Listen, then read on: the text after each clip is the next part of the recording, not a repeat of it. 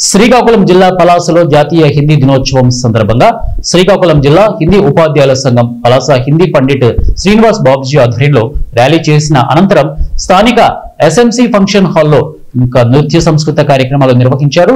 ఈ కార్యక్రమానికి ముఖ్య అతిథులుగా స్థానిక మున్సిపల్ చైర్మన్ బల్లా గిరిబాబు మరియు MEO Srinivas Sanjeeva Rao, DCCB secretary మరియు జిల్లా హిందీ ఉపాధ్యాయులు పాల్గొన్నారు।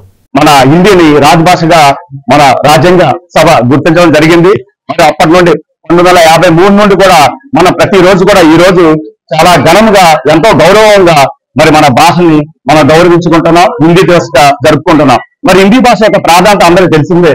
మనకి స్వాతంత్రం రావడంలో హిందీ యొక్క సాహిత్యం ఎంతో మనకి స్వాతంత్రం రావడానికి కారణమైంది।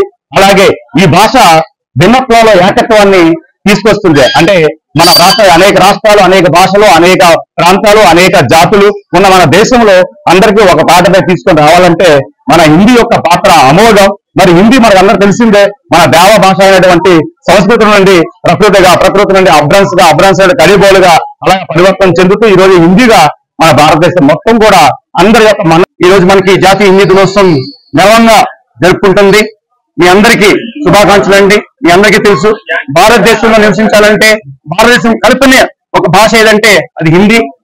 ఆ భాషకి సెప్టెంబర్ 14, 1949లో రాజభాషగా గౌరవం పొందింది।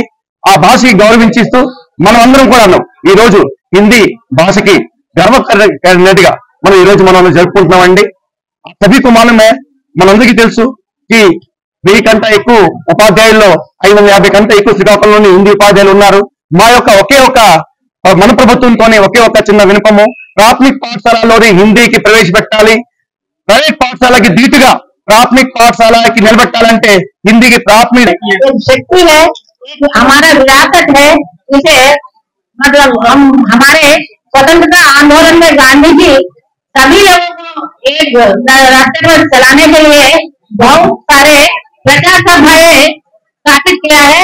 उसमें हैदराबाद प्रजासभा और मद्रास प्रजासभा हम सब एक प्रजासभा के माध्यम से ही पढ़े आज हिंदी अध्यापक बने हैं। और ये हमारा विरासत है। हर एक नागरिक को नेशनल लैंग्वेज हिंदी जरूर सीखना चाहिए, क्योंकि अगर हिंदी नहीं आएगा तो हम कुपथ मंडूक जैसे रह जाएंगे। हमारा आंध्र प्रदेश के अलावा और कोई भी स्टेट में हम जाएंगे तो हमारे बिना भाषा का भूमा जैसे बन जाएंगे। तो इसलिए हम सबको हिंदी सीखना है। सभी बच्चों